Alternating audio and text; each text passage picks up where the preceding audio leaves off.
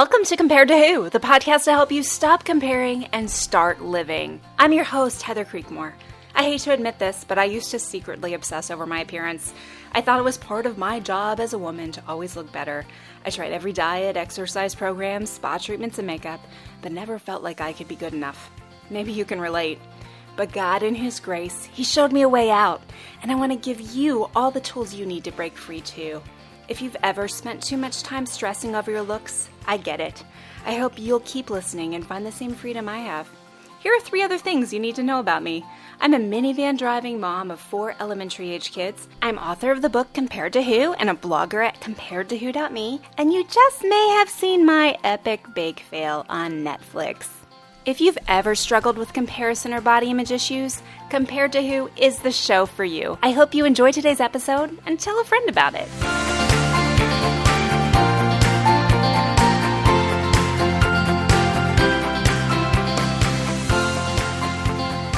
Welcome to Compared to Who, the podcast. Since this is our first episode, I want to spend a little time today just telling you a little bit more about me and my ministry and what we do at Compared to Who. So a lot of you might be familiar with other similar ministries, maybe Christian groups that talk about body image and comparison issues, but I believe that we're a little bit unique at Compared to Who. And so today I want to tell you more about that, and I want to just give you my testimony. You see, the truth is, friends, I am one of those people that thought I didn't have a testimony. Now, I know I've had friends correct me and say, okay, every Christian has a testimony, but honestly, I didn't think I did. You see, I was raised in a Christian home. I probably said the sinner's prayer before I was old enough to tie my shoes, and I was a good girl. I thought that playing by the rules is what saved me, so I'm not proud of that. But I was a good girl. I didn't have this dramatic testimony of a time in my life when I was really walking away from the Lord and then how He rescued me and put me on a different path. I felt like when I would go to church services and people would share these awesome things that God had done to transform their lives, that I didn't have anything to say. But the truth is I did. And it took until I was in my early 30s for God to show me what His rescue plan really had looked like in my life. So let me start at the beginning. Well, it's not really the beginning, but I remember being in about the 3rd grade, and I had a full-length mirror in the corner of my bedroom, and I remember looking at myself in the full-length mirror. Now, it wasn't just any day. It was kind of a special day because I was wearing these pink pleather pants. Now, some of you are too young to know what pleather is, but back in the 80s, pleather was the word we used for fake leather, or probably vinyl is technically what the fabric is called. I think now it's called vegan leather, which sounds a whole lot more chic than pleather. But I had these pink pleather pants on, and I remember I had begged my mother to buy these pants for me, and she gave in. I have no idea why, but she gave in, and I got those pants and I put them on, and I'm standing in front of the mirror, and I was supposed to just feel really awesome. And instead, I remember looking in that mirror and thinking, wow, pink pants kind of make my legs look big. And so I went to school that day and I did what a lot of girls, and okay, even us women do. I looked around at the girls in my class and I started comparing the size of their legs to the size of my legs. And I made a decision. I decided that my legs really were a little bigger. And friends, what that started for me in my life was a habit of comparison and also a habit of dieting. A habit of hating what the bottom half of my body looked like and doing every single thing I could think of to change it. I was dieting in middle school. I remember using Slim Fast. Some of you are old enough to remember when Slim Fast first came out. That was about that time.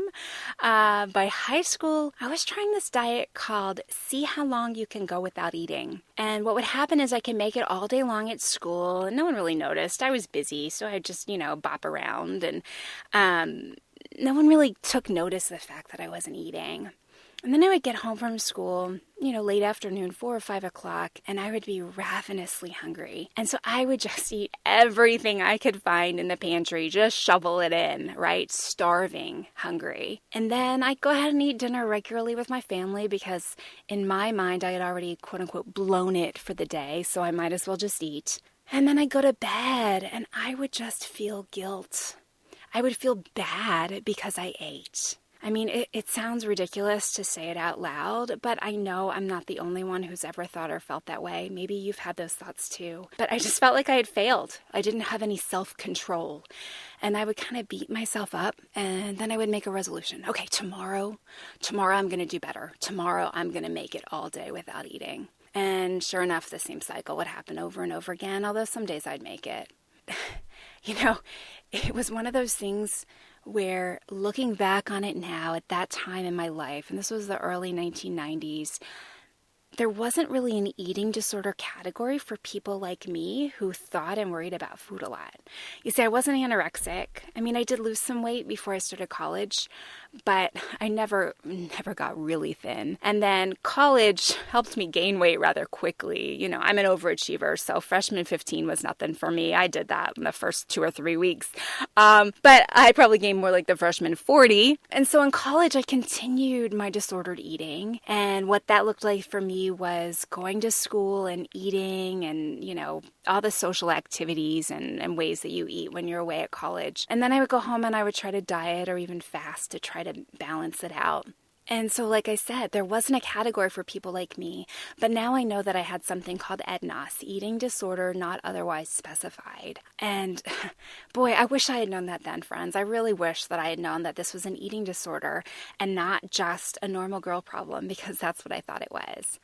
So I lost my period my sophomore year of college for about 9 months, and I didn't even know to connect it to my disordered eating habits. I really thought at the time it was just the stress of being at school. I also want to say that I didn't fall in the bulimia category because I couldn't throw up. But that's not because I didn't want to. I tried several times, but I just couldn't do it. I felt like a failure because I couldn't even do that. My body image consumed my thoughts 24/7. I was always thinking about what diet I could go on, what else I could do to change the way I looked. But here's the thing, you wouldn't have known that about me. In fact, my friends who have read my book and my testimony in my book, my college roommates that have read it, are like surprised because they had no idea. It's not something I talked about with anyone or to anyone. I mean, I talked about dieting and I talked about losing weight because all girls talked about that stuff. But I never really shared the depths of my struggle. And what I really never shared was how much the struggle consumed me. Part of the reason I never shared that, you guys, was because I just thought it was normal. I thought every person I knew struggled the same way I did. And I thought just because I was born female, part of being female was just having these thoughts run through your head all day long of how you could look better. But boy, was I wrong. I didn't find that out for decades later, though. So I got out of college and I moved to Washington, D.C. I worked in politics, you guys. Please don't hate me for that. But I had the opportunity to work on Capitol Hill and I loved it. Well, I didn't love the work part, but I loved being in such an exciting city and being around all these powerful people and running into people that I saw on the news, like literally running into them because I'm kind of a klutz. And I remember getting off the elevator and like face planting into Newt Gingrich's tie one day. And some of you are going to have to Google who Newt Gingrich is, and that's okay. But I loved being in that city, and which should have been a really incredible time in my life of just enjoying my first job was actually a time where I just felt really bad about myself. I started going on more formal diets. I was finally old enough to pay for diet stuff, so I paid for Weight Watchers and started riding the metro over to Weight Watchers meetings and really watching what I was eating to try to lose weight because I just knew that if I could get thin, then I would have everything I wanted in life. Now, don't take that materialistically because that's not how I meant it at all. Really, I just believed that if I could be thin, then I would have a boyfriend and then people would like me and I would have more friends. And I just had this whole image set up in my head that if I looked like this certain image, then my life would be different. And so I spent a lot of time trying to make myself into that image. Only it just didn't work that smoothly. But I will say, a year I lived in Washington, D.C., I lived right on Capitol Hill, and that was the year that I discovered exercise. So they opened a gym right around the corner from my house, a Washington Sports Club, if you live in that area. It was a brand new club, and they offered this gym membership for people who worked on Capitol Hill like I did, and it was super cheap. But there was a reason it was super cheap. It was super cheap because you could only work out after 9 o'clock at night. So at 9 o'clock every night, I would run around the corner to the gym. Now, I didn't run around the corner for extra exercise. I ran around the corner, y'all, because it was Washington, D.C., and it was dark outside, and it was scary. So I had to run just to protect myself. But I would run to that gym, and I would see these people in the gym with their headsets on or with personal trainer written on their shirt or whatever. And I'd look at those people that worked at the gym and I would think to myself, wow, if I could just be like one of those people, then I would be free. And I would look at them and I would think they must not struggle with thinking about how they look all day long. They must not be overly worried about how they look. They must feel free is really the word I would have used. They must feel peaceful, happy, joyful, because they have those bodies. And so I made a vow to myself at that point that someday I would become a fitness instructor. Because quite frankly, friends, I thought that if I could become a fitness instructor, then I would feel free too. I'll fast forward in my story just a little bit and let you in on a secret. It didn't work that way. In fact, it took me about 8 years to become a fitness instructor after I first made that vow to myself. That test was hard, y'all. You should give your aerobics instructors props because I failed it the first time. That's embarrassing to admit. But I passed the test. I had my fitness instructor credentials. I got a job teaching kickboxing. And my first kickboxing class, you guys, I remember standing in front of the class and looking around and mentally thinking, wow, that woman's in better shape than I am. Wow, that woman over there should actually be teaching. She's more qualified than I am. And still comparing myself to other women and being frustrated because I wasn't free like I thought I was going to be. So I'll take it back. I'm in my 20s and I'm still struggling with my body image. And I had this epiphany. I thought, the reason why I struggle with my body image is because I am single. I was a single woman all through my 20s, you guys. And you should know that in college, really, I wanted a degree. I had career aspirations, but I really wanted an MRS degree. I would have been happy just to get married right out of college and have it done. But I barely dated, okay? So for me, to be single all through my 20s was hard. And I thought that may be an underlying part of my body image issues. I thought, you know what? If I just had a man to affirm that I'm good enough, if I just had a man who wanted to marry me, then I wouldn't struggle with my body anymore. Then I would know that I was good enough. And so when I was 30 years old, I met my husband, and we met on eHarmony, y'all. So insert your comment here. But we hit it off pretty quickly, and at age 31 we got married. I remember vividly waking up the morning after our wedding and looking at myself in the mirror. And, my hair was kind of crazy because it had 8,000 bobby pins in it the day before. And I don't know that I had done a great job of getting all of my makeup off from the wedding because there was a lot of it. And then also I didn't know if I wanted my brand new husband to see me without any of the makeup on. So I think I tried the, let's sleep with a little bit of makeup on thing. And so I remember waking up before he did and sitting up in bed. We were in an old hotel in downtown Washington, D.C. And I remember looking in that mirror at myself and thinking, wow, I'm married, but wow, I don't feel any different.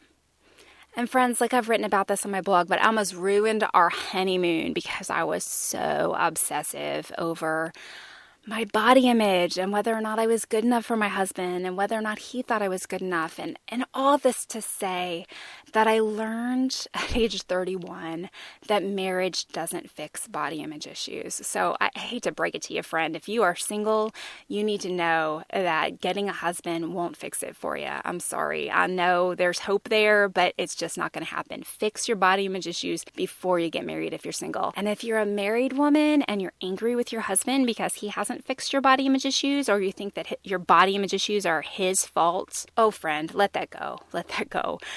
Just release it right now. Let him off the hook, because you and only you, with the help of Jesus, can fix this stuff.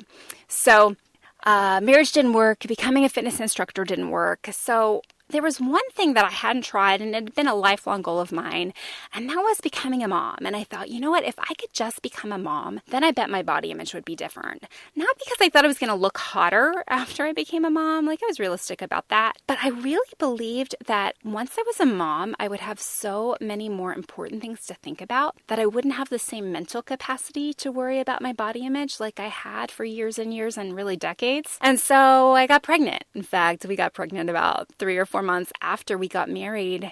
And let me tell you what, I loved not being able to diet. That was free at last, kind of, for me. I was excited to not be on a diet. In fact, I was so excited to not be on a diet. I used to indulge in those, I think they were called Moist Delights. They were cakes that you put a little water in, you stuck them in the microwave. I think they're supposed to feed 2 or 3, and I would, eat one all by myself, of course, because I was eating for 2, right? But being pregnant was so hard, you guys. Gaining weight and not being able to do anything about it, and the mixed feelings of knowing I should be happy about gaining weight, knowing I should be happy about growing a healthy baby inside of me, and then also just worrying about my weight and did I look good enough, and would I ever lose the weight again, and all of those struggles that come along with weight gain during pregnancy. So long story short, being pregnant, becoming a mom did not solve my body image struggles. So my husband and I have 4 kids, like I said in the introduction, and we had those 4 kids in the course of 4.5 years. Yes, we were busy. In fact, I think our strategy is called have them so fast that you can't think about what you're actually doing. I mean, we had 3 in diapers and 1 in pull-ups at one point, I think. So when we finally got everyone out of diapers, we thought we could buy a new car. We didn't, but that's how much money we were spending on diapers every month. We had more babies, and so I breastfed, and I was either breastfeeding or pregnant for the next 5 years after my first child was born. And that wasn't an awesome time for my body image either. Those of you who have had babies and breastfed may understand what I'm talking about more clearly, but I struggled. And the strange thing is, though, that was the time in my life when God decided to show me his rescue plan. And so God really showed up on this issue in my life right after my 4th child was born. And God started to reveal something to me about the issue that I had never seen before. And I'll tell you just what it was that he revealed to me when we come back after this quick break.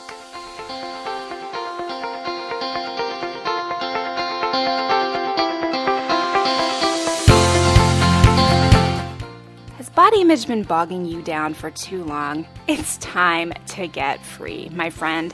Go to comparetowho.me, take your free body image awareness quiz.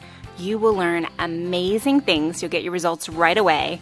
And I think you'll have fun too, because who doesn't love to take quizzes? Go to comparetowho.me. There's lots of great resources on that site. Articles about body image and comparison and how you can find freedom through the gospel of Jesus Christ. Check it out today, right after this episode, of course.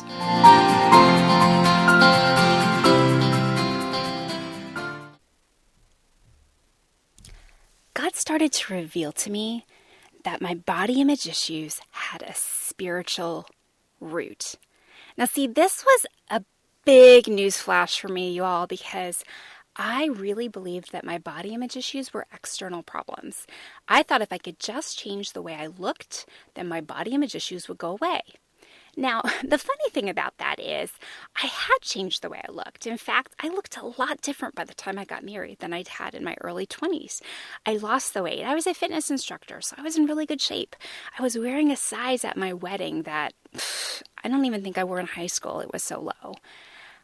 But it didn't work. It didn't fix it. Yet I still refuse to believe it.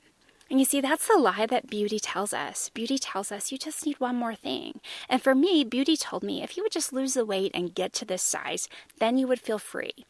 But the truth that I chose to ignore was I had lost the weight and I had gotten to that size, and I still didn't feel free. I still thought there was something else I needed to do. I needed to tone my arms better. I needed to get my hair less frizzy and a better color. I needed a bigger chest. I needed curves in different places. Beauty always has one more thing on her to-do list. And we chase it, right? At least I did. I don't know, maybe you've had that experience too, where you thought you were doing okay, and beauty came in and said, you know what? You're doing all right, but if you'd fix this, then you'd look so much better. And it keeps us on this treadmill. It's a rat race, really, but it's a treadmill that never stops. And that's the treadmill I was on. And God showed me that instead of trying to fix it by fixing my body, I needed to fix the issue in my heart. Now, for some of you, you're like, okay, that sounds all Christian and spiritual and stuff, but what does that really mean? Well, friends, that's what we're going to talk about on this podcast, and that's what I talk about in my book called Compared to Who. You can get it on Amazon, christianbook.com, Lifeway stores, solve it. But I talk about it on my blog, I talk about it in my book, and that's what we're going to talk about in this podcast too. What does it mean to fix our body image issues in our heart? So as I'm recording this, there's a lot of hubbubaloo in the Christian blogosphere about a book called Girl Wash Your Face. And here's what I want you to know about Compared to Who. It's different than Girl Wash Your Face. And here's how. Rachel Hollis has a different idea of what freedom looks like than I do. And I would argue that her idea leaves out a lot of key things from the gospel of Jesus Christ that we here at Compared to Who try to make sure we leave in. But first and foremost, really, my goal for you to find freedom from body image struggles or comparison struggles is not for you to fall in love with your body. Now, I know that might sound crazy. That's probably what you've heard a lot of other places, even Christian places. But I don't want you to fall in love with your body, okay? Here's the truth. I am completely free in my body image struggles. I have a different kind of freedom than I ever thought possible, and it's amazing. But I don't love my body. There are still things about my body that I don't like. I don't particularly like my thighs. And I'm not sure there's anything that can be done to change that. There's other things too. But I can still be free. I don't have to take pride in my body in order to find freedom. And in fact, I get a little queasy in my stomach when I hear so-called Christians tell us that pride is the way out of body image issues. You see, as I read my Bible, I find pride to be a sin. I think more self-focus, more body love, more self-love actually takes us down a path that keeps us trapped in body image woe much longer than we need to be. You see, the more I think about myself, the more I worry about my body image. The way that I found to be free is to take my focus off of myself. And so that's what we're going to talk about in the episodes to come. And I can't wait for you to hear them. I hope you'll join us. We're going to talk about body image idolatry. And that's what episode 2 is going to be about. What body image idolatry means. If you're like me, that's a term that was completely unfamiliar to me just 7 or 8 years ago. And we'll just dig into what that means, and I'll give you some questions to ask yourself to see if that's something that maybe you struggle with. And then I'll tell you the way out of it, because there is a cure. You see, the most fantastic news, you guys, is that although body image issues are normal issues, there's a lot of women around the world. In fact, according to some studies, over 99% of women who struggle with their body image. But just because they're normal issues doesn't mean that they have to be issues that we keep with us for the rest of our lives. You see, something can be normal, right? But we can also find freedom, because the word promises us that, right? God's word promises us that through Christ we can be free. So just because there are regular ways that we all struggle as females, it doesn't mean that that's an area that we have to stay in bondage in. And that's what we're going to discuss. So at the end of every show, I want to tackle a reader question. And today I'm going to tackle a very simple, kind of fluffy one, but it's one that I want to establish right from the get-go so you guys don't write me emails telling me about this. And that question is, why is your ministry called Compared to Who instead of Compared to Whom? Friends, if I had a nickel for every email I've gotten from someone saying it should be compared to whom, okay, I get it. I know grammar. I have a couple degrees. I have written a book. I do know that it should be compared to whom. But here's the truth, friends. Compared to whom sounded kind of stuffy, don't you think? Compared to whom? I mean, no one really speaks like that anymore, except for Mary Poppins. And I do love Mary Poppins. I'm a huge fan. But I just didn't think it sounded relatable and authentic enough. And I wanted my ministry name and my book name, my blog name, to be something relatable. So that's why Compared to Who. All of you grammar fanatics, don't send me emails. I do know it should be compared to whom. And I'll take one more question this week too. And that is, how is Compared to Who different? And I've already touched on this a little bit, but Compared to Who is different because every answer I give you, I want it to lead you back to Jesus. I never want to give you answers that lead you to a place where you're trying to fix yourself. Because here's the truth that I've found, friends. We can't fix ourselves. We can write our lists of ways that we want to improve or things that we can do to improve ourselves, and all of that's fine and good to a certain point. But it's a trap. The only way we change, the only way we truly find freedom is through Jesus Christ and through allowing Him to change us. And I hope that's where this ministry, this podcast, Compared to Who, will lead you every single episode. So thanks for tuning in. I hope you'll join us for the next episode. You can just keep it playing and we'll talk about body image idolatry. I'll catch you there.